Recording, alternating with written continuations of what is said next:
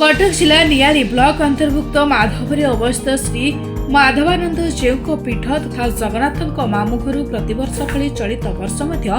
पारंपरिक रीतिनीति महाप्रभु सुस्थ कामना करी विभिन्न प्रकार फलमूल चाउल तुलसी नड़िया पनीपरिबा छेना घी चंदन काठ एवं सर लवणी आदि पुरी बड़ देउल को अणसर भार भाव पठाଯାଇଥିଲା। कथित अच्छी स्नान पूर्णिम 108 घरांचल महाप्रभु स्नान करने पर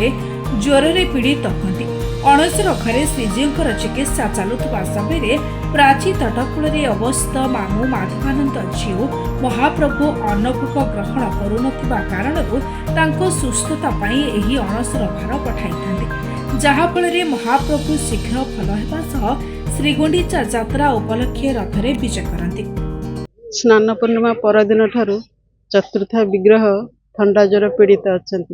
ये देखुं आपण माधवपीठ ये स्वयं जगन्नाथ महाप्रभु को मामू घर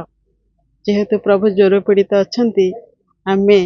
महाप्रभु श्री जगन्नाथ मामू घर माधव पीठरू स्वतंत्र अणसर फलभार नहीं कि श्रीक्षेत्र जाऊँ फलभार कहीं जेबेठू प्रभु ज्वर पीड़ित अच्छा पाखे महाप्रसाद प्रसाद लागू हो ना प्रभु केवल फल फूल खाऊं तेणु आमे जिते श्रद्धालु आमे एठी एकाठी है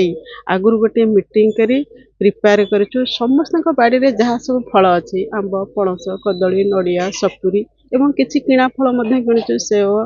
अंगूर ये सब किणिकी आमे आज श्रीक्षेत्र जाऊँ ता सहित प्रभु तांकर पूजार्चना सामग्री ये जमी तुलसी हो घी धूप दीप झुणा ये सब आम साथी नहीं कि जाऊँ कथा कहीबार नुहे कि न कही रही पारुनी जिते प्रभु को ज्वर होती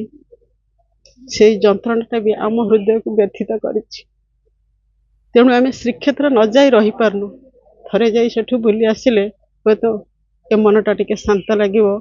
प्रभु को ज्वर तो निश्चय भल हो सी पुणी श्रीगुंडीचारे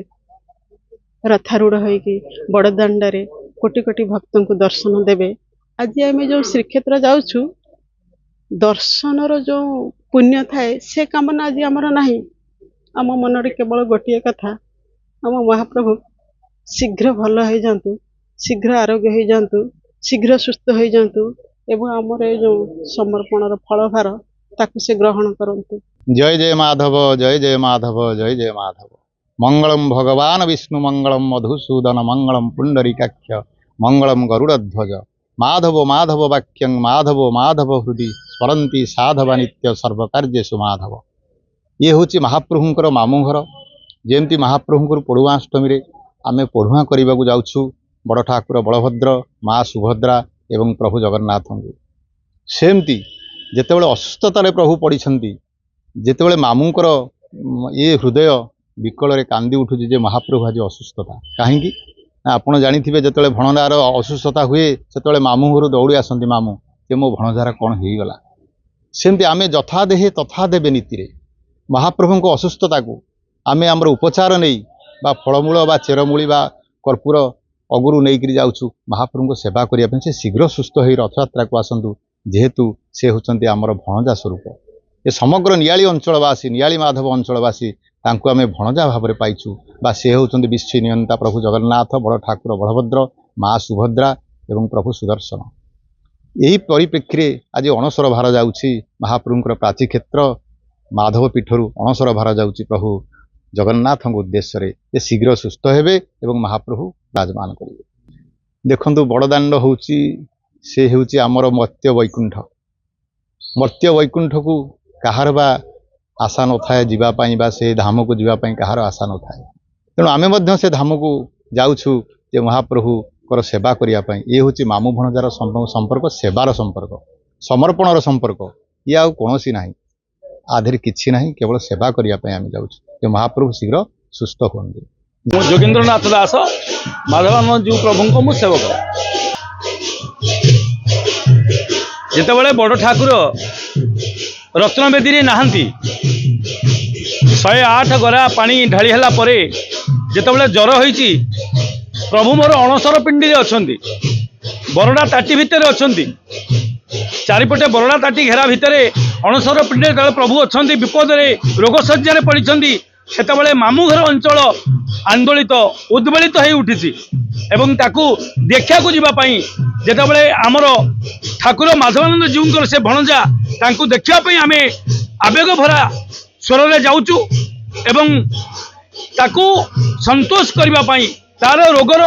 ଆଶୁ ଆରୋଗ୍ୟ କାମନା କରିବା ପାଇଁ ଇଏ ମାଧବାନନ୍ଦ ଜୀଉ ବିକାଶ ପରିଷଦ ଏବଂ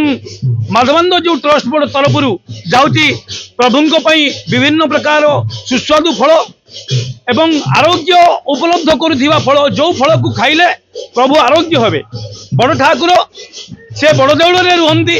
ଏବଂ ଖୁବ୍ କମ୍ ଦିନ ଭିତରେ 2-4 ଦିନ ପରେ ସେ ରୋଗଶଯ୍ୟାରେ ଉଠିବେ, ନବଯୌବନ ଦର୍ଶନ ଦେବେ ଏବଂ ଦ୍ୱିତୀୟ ତିଥିରେ ରଥରେ ଚଢ଼ି ବାମନ ଅବତାରରେ ବାମନ ବେଶରେ ସମଗ୍ର ଭକ୍ତ ସମାଜକୁ ଦର୍ଶନ ଦେବେ ଏବଂ ସମଗ୍ର ଭକ୍ତ ସମାଜର ପାପ ବିମୋଚନ କରିବେ। ସେହି ପ୍ରଭୁଙ୍କୁ ଯେତେବେଳେ ରୋଗଶଯ୍ୟାରେ ଅଛନ୍ତି ଆମେ ତାଙ୍କୁ ସୁସ୍ଥ କାମନା କରି ଆରୋଗ୍ୟ କାମନା କରି ତାଙ୍କର ଅତି ନିକଟର ମାତୃଳାଳୟ ମାମୁଁ ଘରୁ ଆମେ ସମସ୍ତେ ନୈବେଦ୍ୟ ନେଇକି ଯାଉଛୁ। ରୋଗରେ ପୀଡ଼ିଥିବା ଆମ ଭଣଜାକୁ ଦେଖିବାକୁ ଯାଉଛୁ, ଆରୋଗ୍ୟ କାମନା କରି ଯାଉଛୁ। ଜୟ ଜଗନ୍ନାଥ। ନିଆଳିରୁ ତୁଷାର ନାୟକଙ୍କ ରିପୋର୍ଟ ନିରପେକ୍ଷ।